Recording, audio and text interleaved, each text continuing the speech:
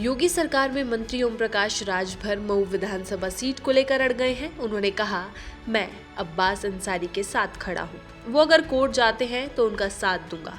अब्बास ने हमारी पार्टी के सिंबल से चुनाव लड़ा था। अगर मऊ सदर सीट पर उपचुनाव हुआ तो नियम के मुताबिक वो सुबह सपा की सीट है तो सुबह सपा ही लड़ेगी। रविवार को अब्बास के विधायकी रद्द किए जाने पर राजभर ने कहा कि सरकार ने कोई जल्दबाजी नहीं दिखाई, जो भी आदेश आते हैं सरकार उनका पालन करती है। हम एनडीए के साथ हैं। लखनऊ में प्रेस कॉन्फ्रेंस के दौरान राजभर ने अखिलेश यादव पर तंज कसा। कहा, अखिलेश परेशान है, वो चाहते हैं कि उन्हें फिर से सत्ता मिल जाए। जब सत्ता में थे तब कुछ याद नहीं आया। इस पर एक मीडिया कर्मी ने कहा कि अखिलेश कह रहे हैं कि महाराजा सुहेलदेव की मूर्ति पर सोने की तलवार लगाई जाए। जवाब में राजभर ने कहा, न नो मन गेहूं होई, न राधा गवने जई है। राजभर ने कहा कि सुबह सपा बहराइच में 10 जून को सालार गाजी मेले की जगह अब सुहेलदेव शौर्य दिवस मनाएगी। इसमें सीएम योगी शामिल होंगे।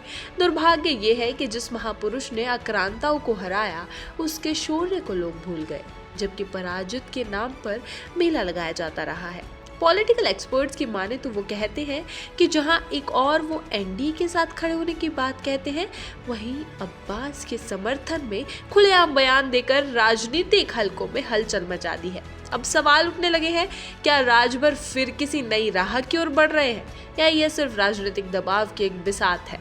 राजभर बगावत कर सकते हैं, उनके लिए कोई नई बात नहीं है। 2019 में एनडीए से बगावत करके सपा के साथ चले गए थे।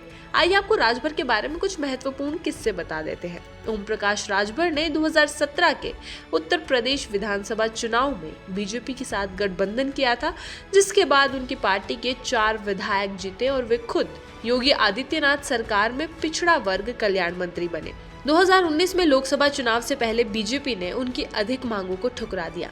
इसके बाद उन्होंने केंद्र और राज्य सरकार की आलोचना शुरू की और बीजेपी से अलग हो गए। 2019 के बाद राजभर ने 2022 के यूपी विधानसभा चुनाव के लिए सपा के साथ गठबंधन किया, जिसमें उनकी पार्टी को 18 सीटें दी गई।